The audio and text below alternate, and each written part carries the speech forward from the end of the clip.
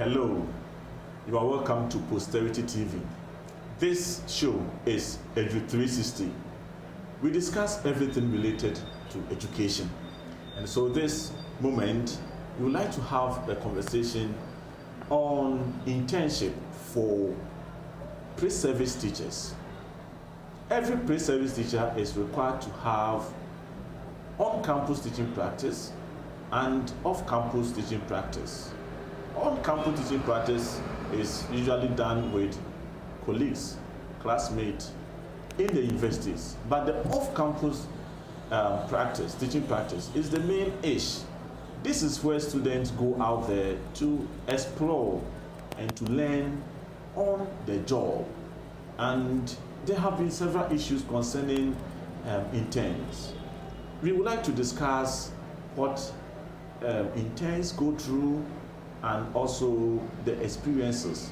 There's also a letter that is making round about guidelines for interns in a particular school in Ashanti region, which has raised a lot of concern. And so I have with me here a gentleman who is a pre-service teacher in one of the senior high schools undertaking his internship. You are welcome, sir. Thank you, sir. Okay. This is Posterity TV, and this is Edu 360. We want to discuss about the internship in senior high school. And as an intern, what was your expectation? Okay, so before I start, I'm by the name Enoch Frimpong, currently a student at the University of Education, Winneba. Okay. Yes, I'm reading Bachelor of Arts Economics in Economics Education. Good. Yes. So back to my question. Back to your question. Okay. With our expectations, you know, some of my course mates were like, yeah, I'm happy because I'll be going to my former school, my alma mater, and my teachers will be like proud of me that like I'm also part of them. At least we sit at the same staff with them, we work with them, and it will be a great feeling. But you know, even going there, it turned the way around. You know. Okay. Yes. So your expectation was that you receive a welcoming, yes. yeah, a welcoming staff, environment. Okay. Yeah, Okay. We're expecting a welcoming environment, but okay. It turned out. So your expectation was not met? Nah, no, please. Seriously? But some of them were met, but okay. Okay. Now let's talk about the challenges first before we can talk about any other issue. Yes. What are some of the challenges interns across the various universities you think, not peculiar to you? You can chip in your experience, but sure. Let's look at from across the universities. What are the basic challenges you have come across? Yes. On our attempt to submit our letters to be admitted as interns in the various senior high schools, we had a sad experience, others had a sad experience. Okay. Maybe some of them, it went on smoothly. Yes. For me and my brother, my senior brother, we went to a certain institution. Okay. And although they took our admission letter, the administration took our admission letter, but later on the headmaster came in and he was like, per the institution I'm from, they're having a certain issue with them. It was a certain financial issue and stuff.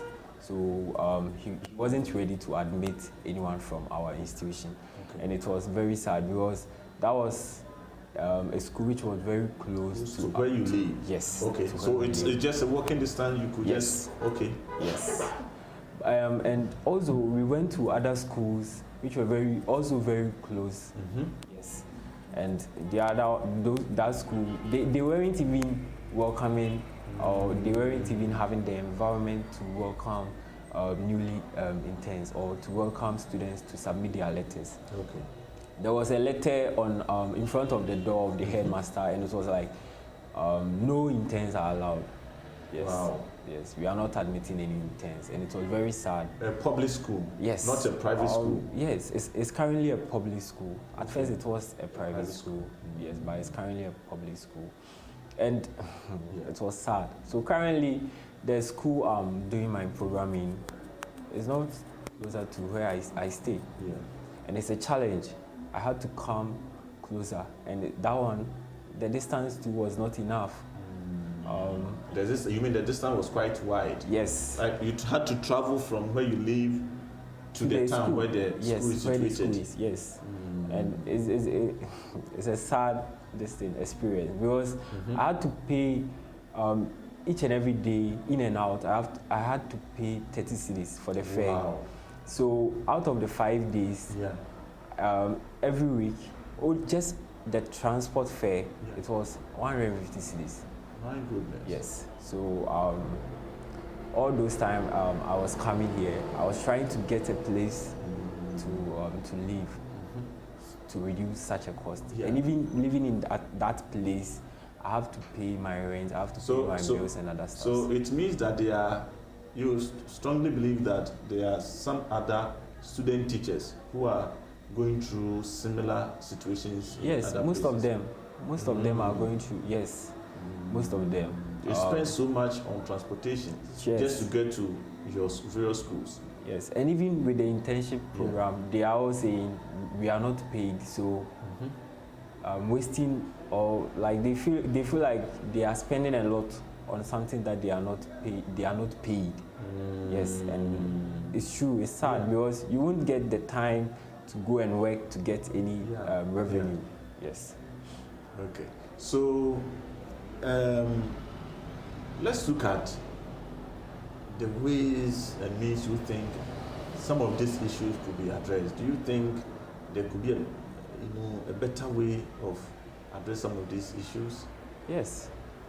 For example, those schools that were ignoring the letters, or they were not accepting the letters, they were rejecting them, like they should at least consider the students, regardless of the issue you are having with the institution they are from. You can at least consider them and take the letters to reduce the cost and the challenges that they will go through. But they are not, interested in the course you incur. Yes, they are not interested. The school, your school institution that want you to do this teaching practice, should have done the right thing by taking care of their financial commitment. But you pay the fees, it's right? True. Yes. And you are supposed to pay these senior high schools whatever amount that is due. You know this character of human beings, like having some dynamic characters and some unpredictable characters. Yeah. We are having other students who were internship students like us, and the issue for I think the excuse that the school gave us was like, some of the student interns, after their internship program, they had to give the school a certain form to fill. And at the end of the day, even after they are done filling it, they have to put it in the yellow book to submit it back to the school for them to make any payment. But this is a case, they are making complaints that the students don't return such forms. Okay. Yes. Okay. And they are saying it's a cause of that financial issue. Although so they believe that you are part of the problem. Yes, they believe that most student teachers do not fill the form that is required to give them the money or the allowance in the various schools. So those schools that rejected you initially, have they now considered or accepted some students? No, they didn't. They didn't. Wow. They didn't accept any letter from our institution. Okay. Yes. We were many. Okay. Yes. Okay. I see. Now let's come to the intense job or the pre-service teaching practice on the campus itself. Do you, when you meet your mentors, you are giving teachers to guide you in undertaking your duties and what you have to do? Do you face challenges in this regard? You know, that one, I think it's the mentee and the mentor relationship. Okay. It depends on that. You know, we do say that respect is reciprocal. Okay. So if you are to play by the rules by your mentor, at least your mentor too will respect you and give you the space that you need and the chance that you need to equip yourself with the field experience. Okay. Yes. Okay. So for that one. So there is this letter making rounds on the various social media platforms, especially WhatsApp. And I saw it on WhatsApp actually. And yes, for some reasons we have decided not to talk about the name of the school. Sure. So but we want to talk about the detail of the letter. This letter is about guidelines or rules for pre-service teachers in that particular institution.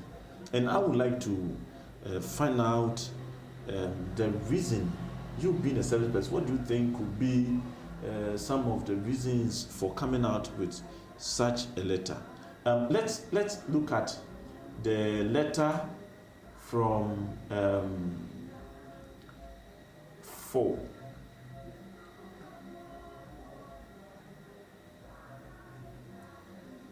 Go ahead. We want to see the letter on the screen. Cat 4 cat. Okay. Okay. So is that the letter? All right. So let me read. Let's read the letter together. The date the letter was issued was 2nd October 2023. When did you start your teaching practice? Started off campus. I think the late September. Late September, rather. Yes. Okay.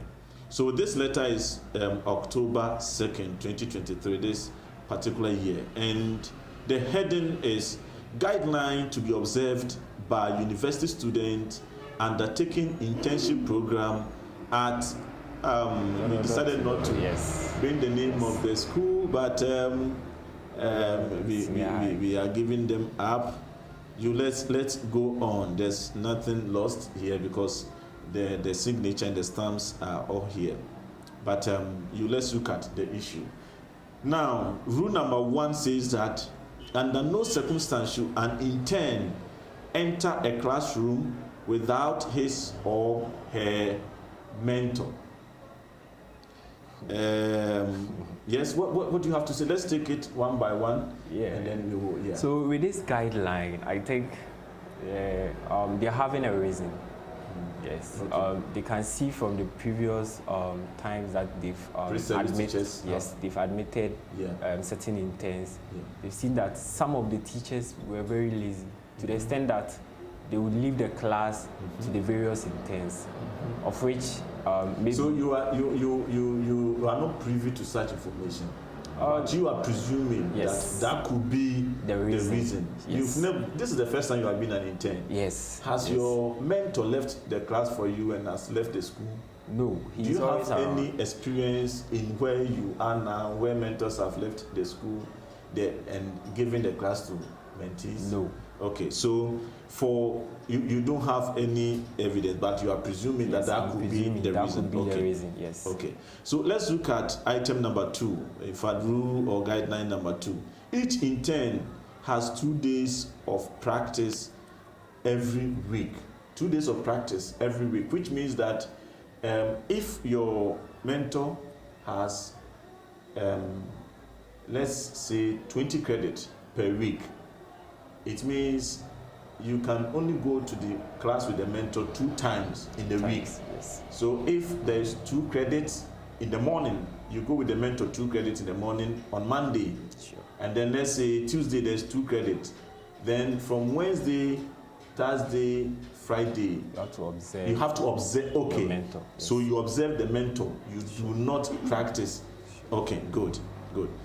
Then let's look at what do you have to say about the second one also? Yeah, the second one, I think that guideline is very nice because you are in to be equipped with the skills and everything. Yeah. Yes, you are not in to showcase whatever you have. Yeah.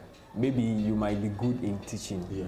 but that doesn't mean that. The class should Yes, sure. The given class should to be you. yours. Yes. So, So at yeah. least you have to practice in 2 days Okay. in the week. So this means that roughly, let's say 4 credits per week Sure. for practice, Sure. and then you observe the rest of the lessons. Sure. Okay.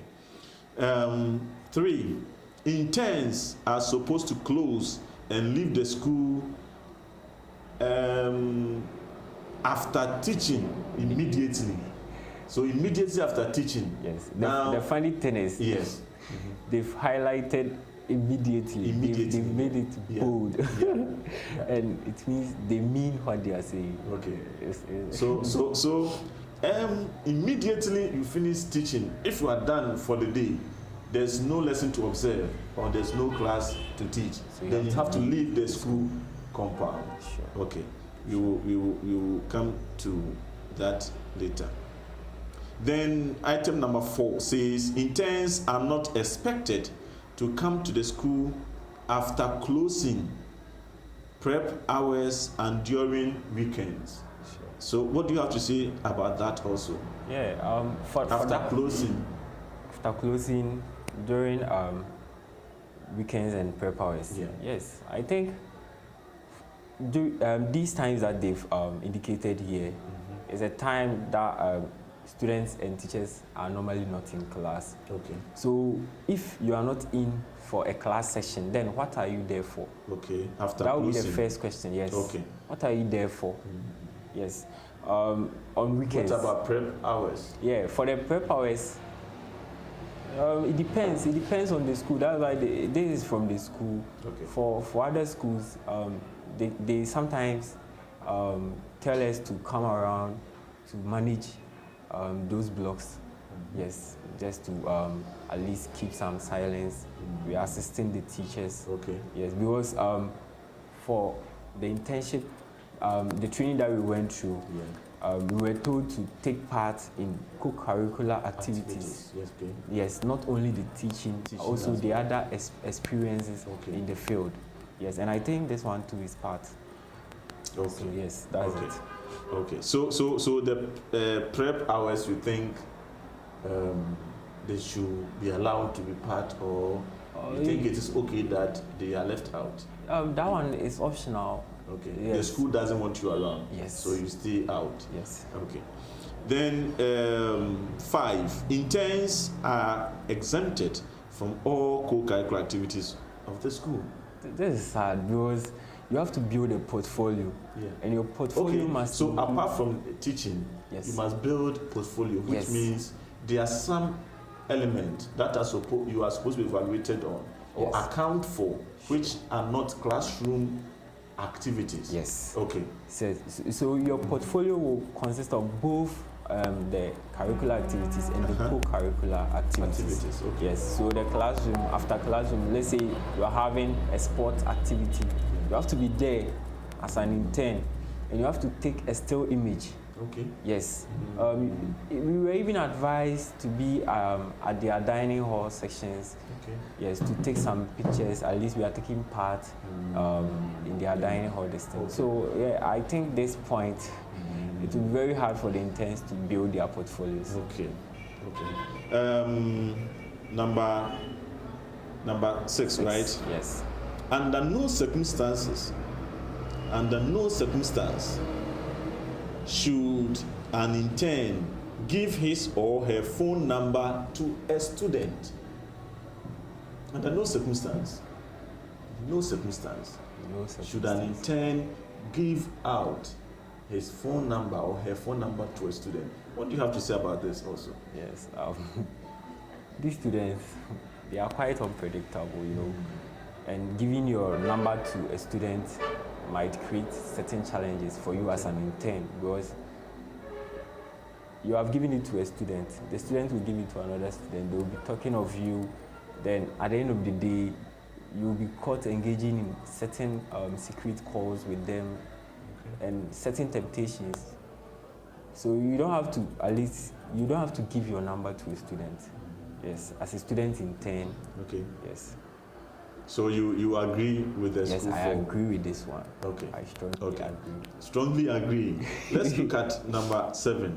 Interns should not be seen outside the school with any student.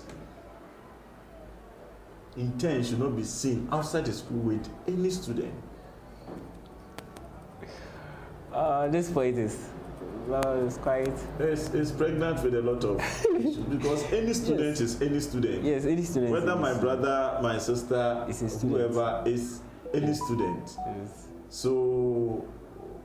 And I think the key word here is outside the school. Outside the school. Outside the school. Okay. So what of the day students? That is, I can't really wrap my head around this particular one. Okay. So in case you meet a student and you stop to talk to the student and you are spotted, maybe you'll be punished or queried or something. You'll be withdrawn. Withdrawal. Okay, you let's look, go. So you think? What do you think about this one? Give me your view. Yes. I think the student teacher relationship has to be there, but not the fact that you are outside the school compound. You know, any conversation can come up. Yeah. Okay. Yes. So they just do that to keep you safe. Okay. Yes, from any troubles from the students. Okay. Yes. Okay. I think it appears you are trying to convince me with this about this letter. But let's look at any intern found to have engaged in any form of sexual relationship with any student shall be immediately withdrawn. Yes. Yes. Okay. So this is an offense. Yes. Misconduct, gross misconduct. Yes. So for this, it is no. There's no way there should be some kind of sexual relationship or intimate relationship between the teacher and the student. You are a teacher. You're seen as a teacher. Yes. So this is something important. Let's look at the next one, which is 9, right? Yes. Interns shall be responsible for their own feeding while on campus. Yes. So, responsible for your own feeding. Do senior schools feed teachers? It's optional. Optional. Yes. Okay. But some do. Yes. Some give them like breakfast and lunch. Okay. Yes. So per this rule is trying to say that if you find yourself in the staff common room and there is breakfast, don't make an attempt to go near it. To go for it. Is that the case? Yes. And when there is lunch, don't make an attempt to go near it. You are not there to eat. Even if the teachers refuse to eat, don't go near it. What do you have to say about this? Okay, yeah, it depends. That's what I was saying earlier on. Yeah. People do certain things, or people set rules and guidelines for a reason. Yeah. Yes. Maybe their population is large. Okay. The population of the school is large, and the available food might not be. Food is not enough. Yeah. Yes, might not be enough to cater for both the students, non-teaching staff, the teachers, and you, an intern. So yes, they don't want to be responsible for feeding you. Okay. You have to be it has to be your own responsibility. You have to feed yourself. Yes, maybe the in this part of our world, where when someone is eating and you are not invited, you get offended. Even yes, maybe you don't even eat the food, but yes, you think it's courtesy for the person to invite you. And here is the case where interns will be in the staff common room, food will enter the staff common room. You won't be able to eat. They can't taste it. Maybe they are not. They are hungry too. They may not have the money to buy. Yes. And they okay. So you think this is okay? It depends. Are you okay with this rule? No, it depends. As an intern, are you okay with this rule? If this rule is clearly stated at where you are, you are okay with it. have to accept it. You have to accept. Yes. So you wouldn't even plead for management to do something about it? Yeah. If only we have to plead. Yeah, we can. We can try our best to plead for the management to at least consider us with the feeding, even if for the lunch only, or the breakfast and the lunch, because lunch is very important. Yes. Okay. Yes. Okay. The next one is 10. The guideline number 10. Interns shall abide by the orders and instructions from their mentors, their respective heads of department, as well as the other school authorities. So this is this is a clear basic, guideline. fundamental, very clear. Rule. Okay, so 11. Interns shall dress modestly to school, since they serve as role models to the student. So as teachers, this is required of every teacher to dress modestly to school. So you agree with that, and I think I'm with you on that. Now, number 12. Interns should always communicate with students in English, except under few instances. That is maybe a key teacher or friend teacher who will be teaching in class. Okay, so what do you think about this last rule? It's sad because as a country, you have to promote your local language. Not let's say in its peak, but at least the fact that you're having an official language doesn't mean that you should reject or you should put down your local language. And for the competency skills that the 21st century competency skills in education, yes, I think our local languages were part. We have to blend it. We have to blend it when presenting, when teaching, because not all of the students will get the English language. At least when you speak their dialect language, and it's part of the rules. Yes, with our internship handbook that was given to us, yes, it was part. That yes, you have to blend. You have to blend the language. Teaching. Yes, whilst teaching, especially when the students are not getting what you are saying. You have to at least bring it down to their level, bring it down to their basic or their local language. So after they get it, then you draw their minds, or you bring them back to the let's say the English words or how they are going to express themselves. Yes. Okay, so let's rest on this particular. Why do you think the school would come up with such a rule that as a teacher you are not supposed to speak the local language or any other language apart from English? Recently there have been a lot of conversations on this particular, let's say, this guideline, because yes, I don't know, most institutions are like, speak English, don't speak Twi. Speak English, don't speak Twi. And currently, if we are to call most of the Ashantis who speak Twi, let's say Asante Twi, to come and write about themselves in Twi, it will be a problem. Even to read in Twi. Look, you are right now rejecting your local language, and you want to speak the official language only. So what will make you unique when you are representing your country outside? Okay, so in this case, the local language is spoken, but it is not written. Yes. Even though we have the written local language, yes, but it is a kind of elective subject at the SHS level. Yes. Okay. So, in your opinion, do you really think that teaching in the local language helps the student to understand the concept in economics as a teacher? Yes, sometimes, especially when you are using the role play method and the other methods that will involve the students. You have to bring it down to their level. You have to speak the local language. You ask them questions about the roles that have been played.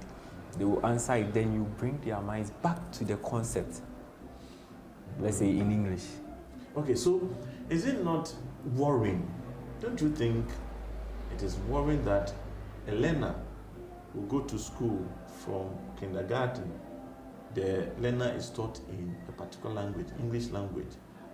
The learner goes through this education system for 9 years, get to senior high school, and the teacher is required to still teach.